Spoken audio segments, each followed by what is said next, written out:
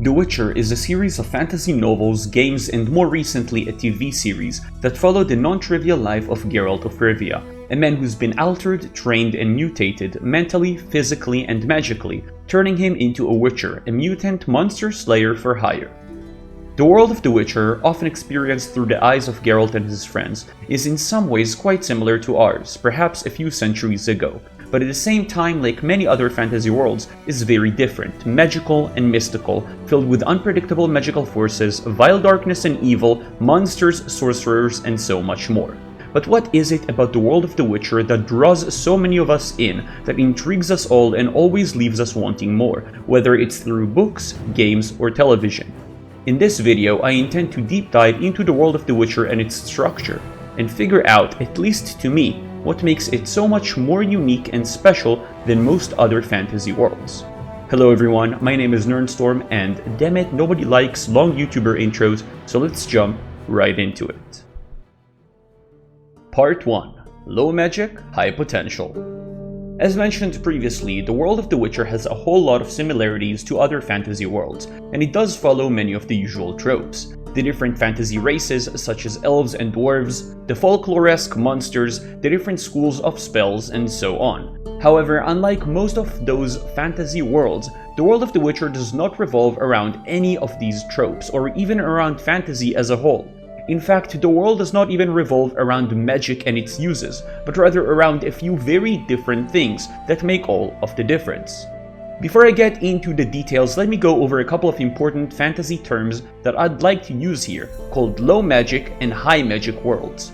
When discussing fantasy, the terms low magic and high magic worlds, not to be confused with low and high fantasy, are often used to describe the settings of a book, show, or a game, mostly in terms of characters' access to magic and the power level magic has in the world.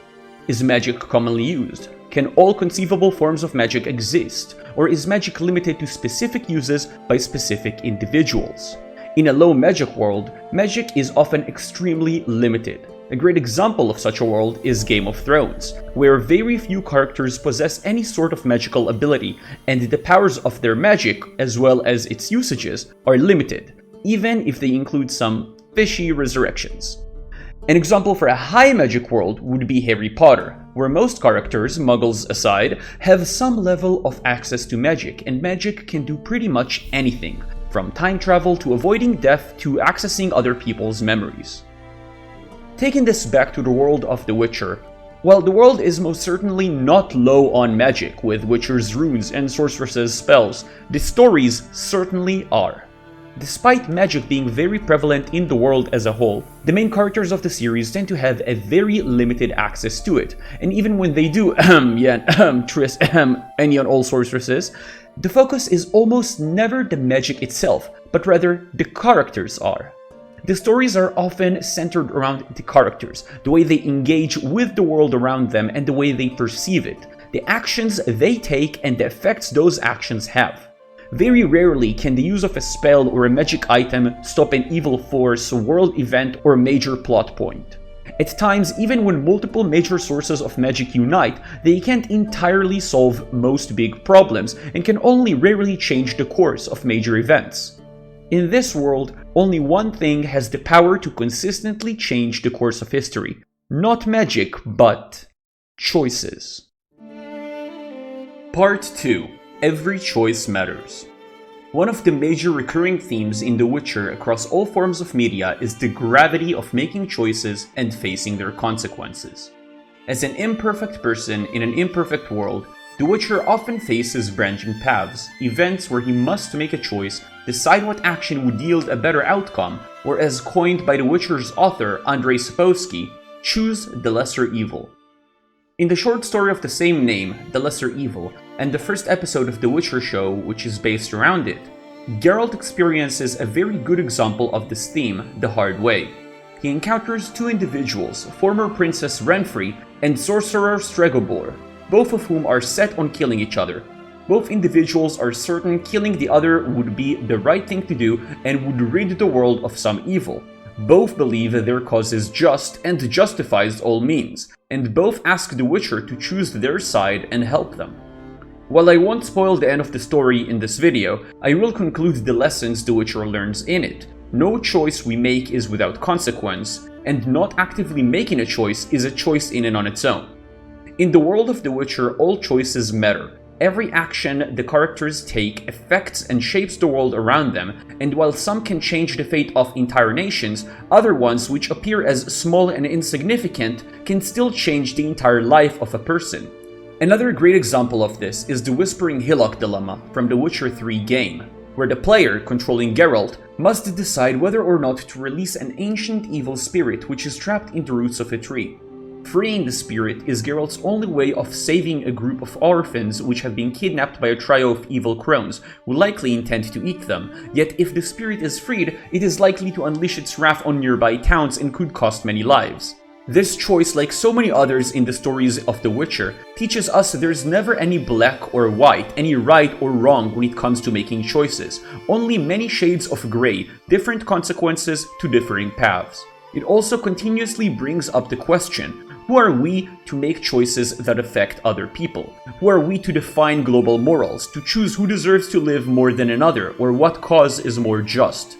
These questions and this entire philosophy, as well as the gravity of choices and the way they shape the world over time, is one of the most unique aspects of the Witcher series, which in my opinion makes it so much richer than most other fantasy worlds. Sorry to briefly stop this video, but this should be roughly the halfway point, and I just wanted to quickly say, if you're still watching, thank you. I love making this kind of content, and if you're enjoying it, all the effort that goes into these videos is worth it. So if you're enjoying this video so far, please hit that like button and make sure to subscribe for more. This will help me know someone out there likes this kind of content and motivate me to make more of it. And now, back to the video. Part 3. No Knights in Shining Armor. Another aspect of the world of The Witcher that has a lot of weight on the series is the imperfection of each one of the characters. Whether good or bad, major or minor, all characters are inherently flawed in one way or another. Some are naive, some arrogant, some selfish, and some rash, and having these flaws has its consequences on each one of the characters over time. There are no knights in shining armor in the series, except the lame ones in Toussaint. Even Geralt himself, despite being the main character, has several major flaws, from his anger that can get the best of him in a fight and cause him to make the wrong move, to his inability to recognize and understand complex emotions in other people, which often negatively affects his relationships with other characters. This goes to an extreme, especially in the books, more than the show or the games. Geralt is often described as an unpleasant, ugly person, one which people often detest and dislike just from seeing him.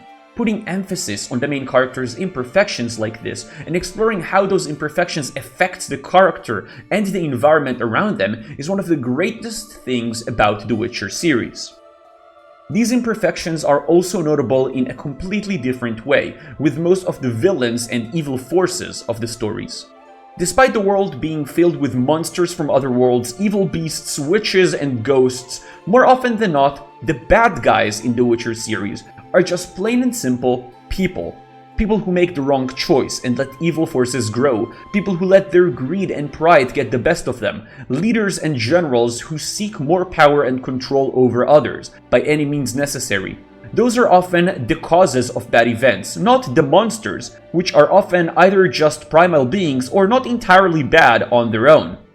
This concept is pictured perfectly in the Witcher 3 game's trailer, where Geralt, upon returning from hunting a monster, ends up killing the very person who hired him as he sees him and his goons torturing a helpless woman. When asked what he is doing, well, Geralt says it best. What are you doing? Killing monsters. Regardless, when facing any of those evils, the Witcher never does so as the hero.